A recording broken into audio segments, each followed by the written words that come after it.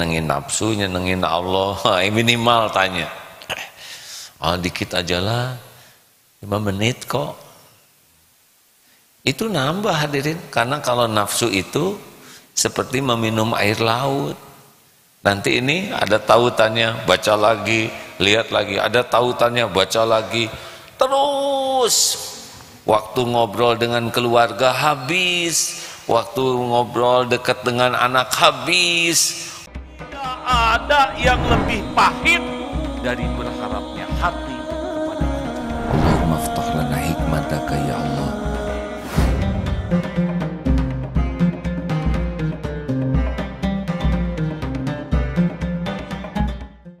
Alhamdulillahi rabbil alamin.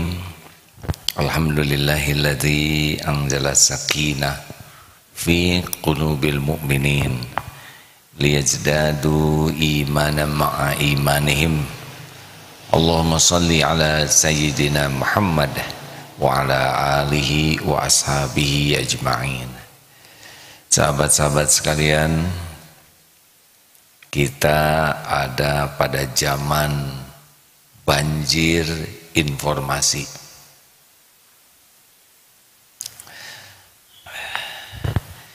Cek bagaimana kualitasnya, baik ini, tidak terputus-putus. Kita ada pada zaman banjir informasi. Setiap orang sekarang bisa memproduksi informasi sendiri dan bisa sampai kepada kita. Ini berbeda jauh dengan dulu, di mana dulu hanya wartawan, hanya pemerintah yang bisa memproduksi informasi dengan saluran yang sudah ditentukan, TV, radio. Sekarang ada di genggaman kita. Andai kata kita tidak bijaksana di dalam memilih dan memilah informasi yang akan kita serap, terbayang ini hadirin, betapa kita ini ada dalam situasi yang bisa menjadi buruk dan menyebarkan keburukan karena ada di tangan kita. Informasi datang ada di tangan, informasi kita sebarkan dari tangan kita. Dan demikian pula sebaliknya, kita bisa mengakses banyak informasi yang menguatkan iman dan juga menyebarkan kebaikan. Itu pun di tangan kita. Ada hal penting ya, karena dua-duanya ada di tangan, masuk di tangan, keluar dari tangan. Mana kira-kira yang akan lebih mudah kita serap dan kita sebarkan? Idealnya adalah kebaikan. Tapi faktanya tidak mudah kita menyukai kebaikan dan menyebarkan kebaikan. Kenapa begini? Karena nafsu itu tidak menyukai hal-hal yang baik itu, kecuali nafsu yang dirahmati Allah. Jadi kalau ada tayangan, satu tentang tausiah, satu lagi tentang sia-sia, satu lagi yang disukai nafsu, satu ini ustadz, satu ini hal yang biasa saja informasi, dan satu lagi yang melanggar, misalkan lawan jenis yang pakaiannya tidak senonoh atau berita, maka kecenderungan nafsu akan memilih yang tidak disukai oleh Allah tapi disukai oleh nafsu. Coba saja jujur sekarang, di HP ini ada Al-Quran, ada tayangan-tayangan manfaat, ada tayangan sia-sia yang hanya buang-buang waktu, dan ada tayangan dosa. Mana yang dominan kita baca, kita lihat? Dan semua ini akan dihisab, ada perhitungannya di sisi Allah. Jadi bagaimana nih? Saya berulang-ulang kembali ke rumus dasar. Apapun yang menggunakan waktu, maka itu akan menentukan keberuntungan atau tidak. Sampai seorang ulama mengatakan kalau saja Al-Quran ini berisi hanya satu surat, yaitu Al-Asr, itu sudah mencukupi. Karena surat itu menunjukkan tentang orang rugi, orang beruntung. Jadi kalau nanti kita akan membaca informasi dan menyebarkan informasi, 4 ini alat ukur kita. A'udzubillahi minasyaitonirrajim. Bismillahirrahmanirrahim. Wal 'asr. Demi masa, demi waktu. Innal insana lafi khusn. Sesungguhnya manusia dalam kerugian.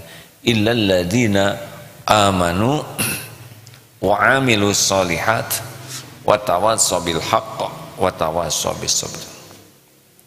Orang rugi kecuali orang yang beriman, yang menggunakan waktunya untuk meningkatkan keimanan. Ini apa nih? Saya akan 10 menit nonton ini. Nafsu pasti yang macam-macam lah ya. Tapi tayangan ini akan menguatkan iman saya atau mengurangi iman. Tanya dulu, aduh nanya ini aja udah males. Karena nafsu tidak suka ditanya ini. Pasti maunya lihat aja, ini menarik, ini rame, ini jarang, nggak ada yang lihat kok, cuman kamu sendiri di kamar, nggak ada yang tahu kok. Kata siapa tidak ada yang tahu? Setiap kali kita melihat sesuatu, Allah Maha melihat. Setiap kali kita melihat sesuatu, malaikat juga ikut lihat dan mencatat. Dan waktu yang kita gunakan pasti nanti ditanyakan oleh Allah tuh. Jadi kalau lemari itu ada sebuah lemari ada 24 wadah. Nah dari 24 itu 1 jam kan 24, 1 hari 24 jam. Dari 24 itu pasti ada lagi garis-garisnya 60 menit. Dari tiap menit itu ada wadah lagi masing-masing detik. Dan setiap detik yang kita lalui tercatat, ada hisabnya. Jadi jangan anggap remeh itu baca WA, baca berita Google, lihat YouTube, semuanya ada catatannya dan kita akan dituntut mempertanggungjawabkan karena tiap waktu itu ada haknya. Apa hak dari waktu? Zikrullah. Saya juga nonton maksiat sambil zikir. Kalau zikirnya benar, pasti berhenti maksiatnya. Subhanallah, hai subhanallah. Itu mah zikir yang tidak benar. Karena kalau zikirnya benar, fadkuruni adzkurkum. Maka ingatlah padaku, aku ingat padamu. Kalau zikir kita benar, pasti rem kita jalan. Seperti sholat. Kenapa ada STMJ, sholat jalan maksiat, ST sholat terus maksiat jalan? Karena sholatnya tidak ingat ke Allah. Kalau sholatnya ingat ke Allah, inna sholata tanha anil fahsya'i wal munkar. Nah rekan-rekan sekalian, jadi kalau mau lihat tayangan ini teh nyenengin nafsu, nyenengin Allah, minimal tanya. Dikit aja lah, 5 menit kok. Itu nambah hadirin, karena kalau nafsu itu seperti meminum air laut. Nanti ini ada tautannya, baca lagi, lihat lagi, ada tautannya, baca lagi. Terus waktu ngobrol dengan keluarga habis, waktu ngobrol dekat dengan anak habis, waktu untuk baca Quran habis, waktu untuk zikir habis, untuk yang sia-sia dan untuk yang maksiat, nauzubillah min dzalik. Dan kalau kita nontonnya yang maksiat, sia-sia, tergerus itu iman kita. Selain waktu kita untuk zikrullah hilang, kemudian maksiat jadi nambah, dan iman kita akan tergerus, makin kurang yakin ke Allah dan makin gelisah, akhlak juga makin kurang baik, kemampuan kita untuk mengendalikan diri jadi kurang baik. Banyak efeknya. Atau masa nggak boleh sama sekali? Oh hadirin, banyak berita yang umum tetapi dengan niat ingat ke Allah bisa.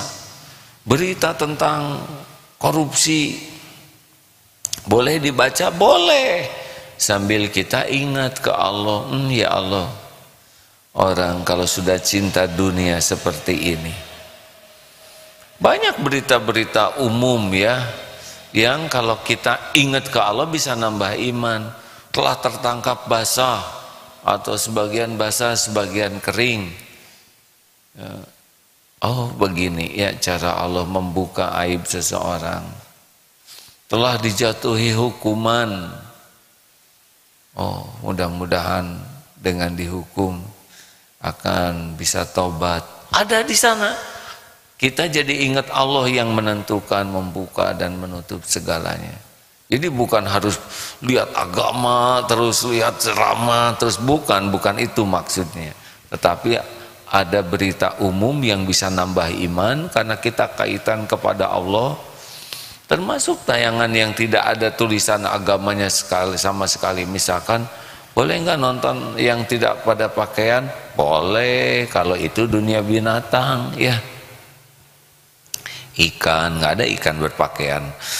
Lihat binatang, bagaimana keluarga monyet, bagaimana keluarga besar semut, bagaimana ini Allah membagikan rizki, dan itu banyak hasil penelitian tentang virus. Tapi semuanya dikaitkan, ini ciptaan Allah, ini milik Allah, ini diurus oleh Allah, ini dalam genggaman Allah setiap saat, Allah yang membuka, Allah yang menutup.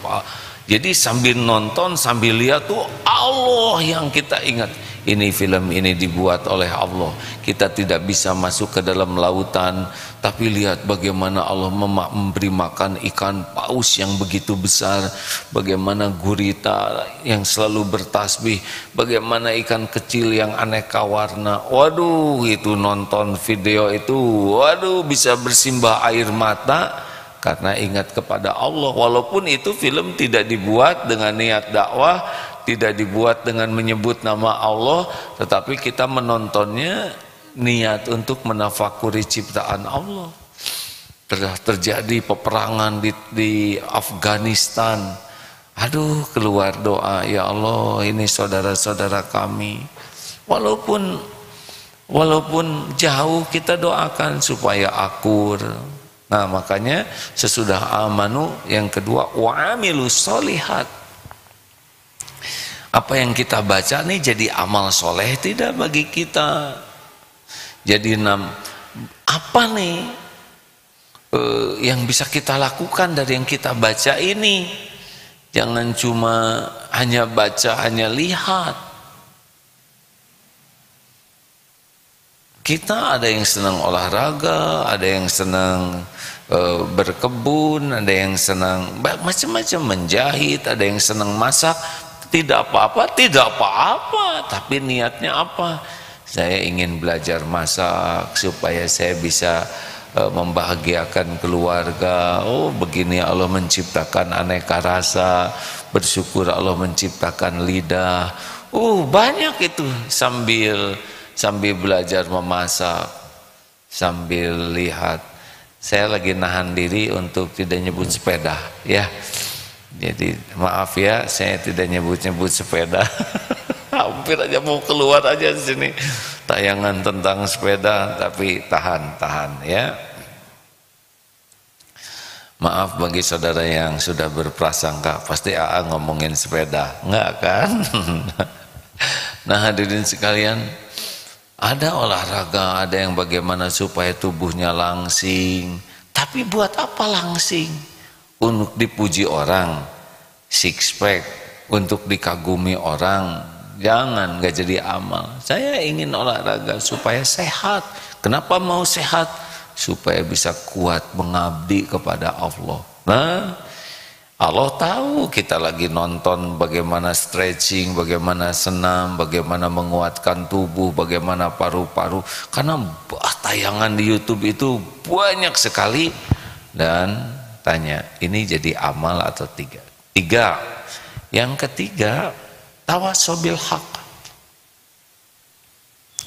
Tadi tentang menguatkan keyakinan ke Allah, menguatkan kedua, jadi amal atau tidak. Yang ketiga adalah ini jadi dakwah atau tidak nih? Saya tercerahkan tidak dengan bacaan tayangan ini?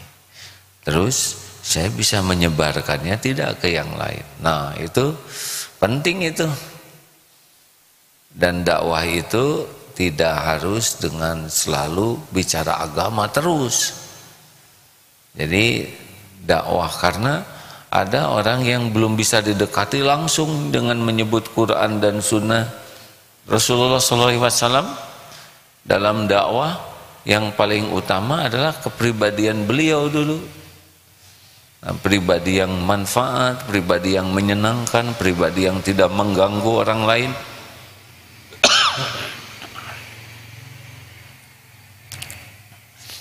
Dan sesudah itu dilengkapi bila waktunya sudah pas.